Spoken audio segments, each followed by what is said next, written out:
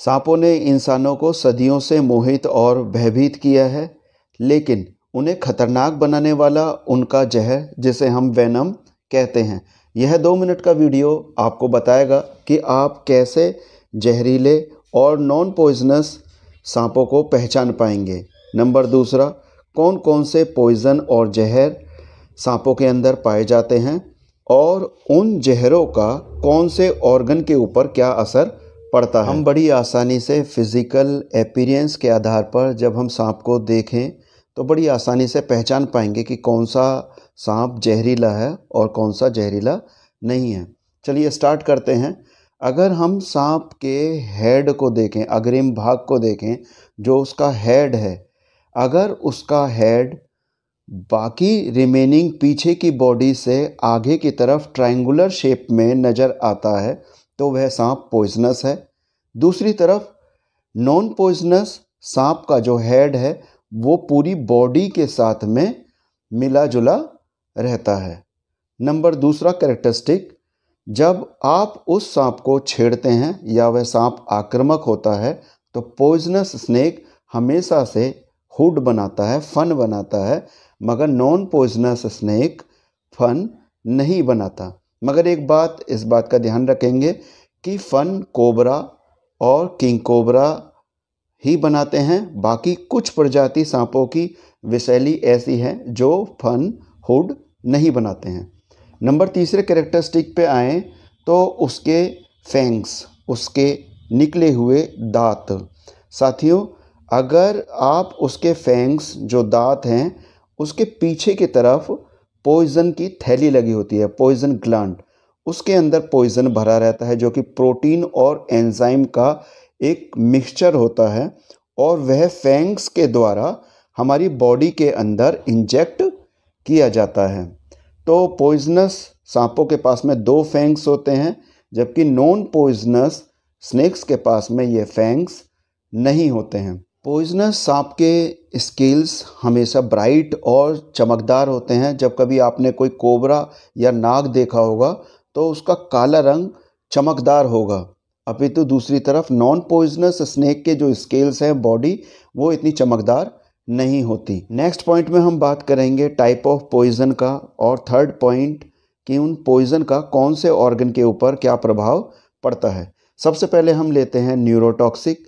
जैसा कि आपको नाम से पता चल रहा है, न्यूरोलॉजिस्ट ये एक ऐसी टर्म है जहाँ पे न्यूरोलॉजिस्ट वो डॉक्टर या वो स्टडी करने वाले छात्र जो नर्वस सिस्टम के बारे में, नर्व सेल्स के बारे में स्टडी करते हैं। तो इसी प्रकार हम कहते हैं न्यूरोटॉक्सिन, यह टॉक्सिन, यह जहर हमारे नर्व सेल्स के ऊपर इफ़ेक्ट करता है। कैसे इफ़ेक्ट करता है?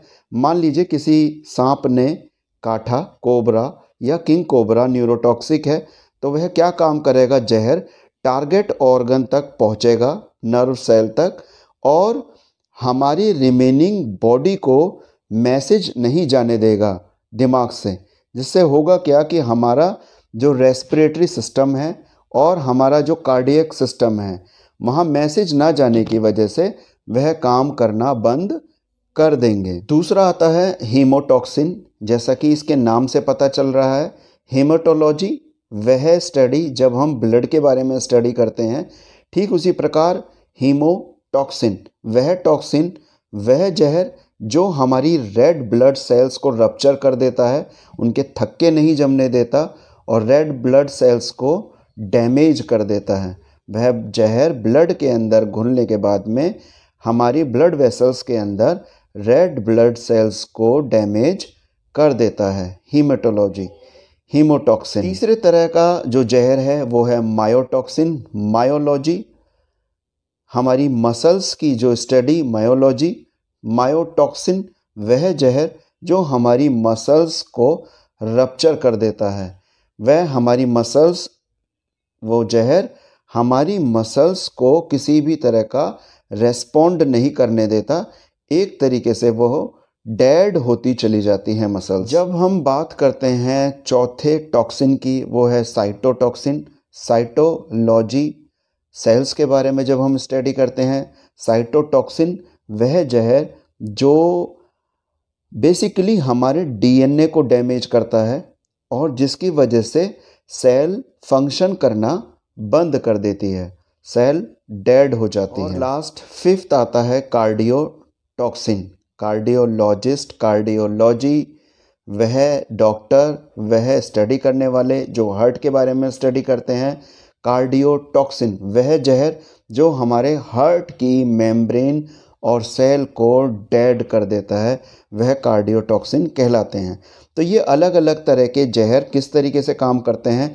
बेसिकली जो जहर बना होता है वह अपने टारगेट ऑर्गन तक सांप काटेगा और ब्लड के थ्रू, हमारी बॉडी के थ्रू वो सर्कुलेट होता हुआ टारगेट ऑर्गन तक पहुंचेगा और वहाँ इफ़ेक्ट करेगा उसको वर्क ना करने के लिए, और ना वर्क करने की वजह से बाकी रिमेनिंग बॉडी के ऊपर असर पड़ेगा और धीरे धीरे या तो बॉडी के पार्ट्स वर्क करना बंद कर देंगे या फिर बॉडी पैरालाइज्ड हो जाएगी अगर सही समय पर उपचार ना मिले। हम बात कर लेते हैं कुछ ऐसे सांपों के बारे में जो बेसिकली हमारे आसपास पाए जाते हैं।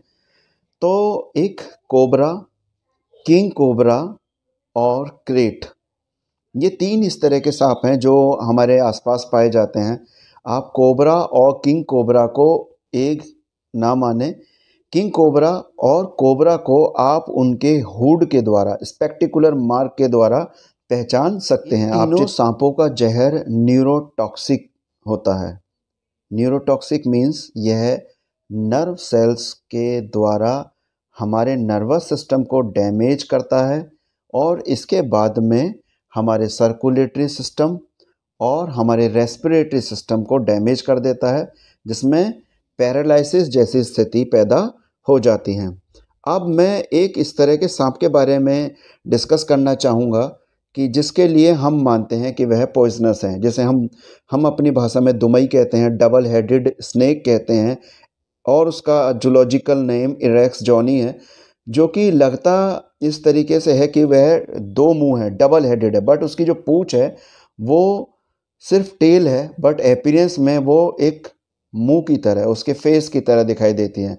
और हमारे जूलॉजिस्ट के अनुसार double headed snake non poisonous होता है। तो यह एक छोटी सी जानकारी थी सांपों के एपियरेंस और उनके जहर के बारे में।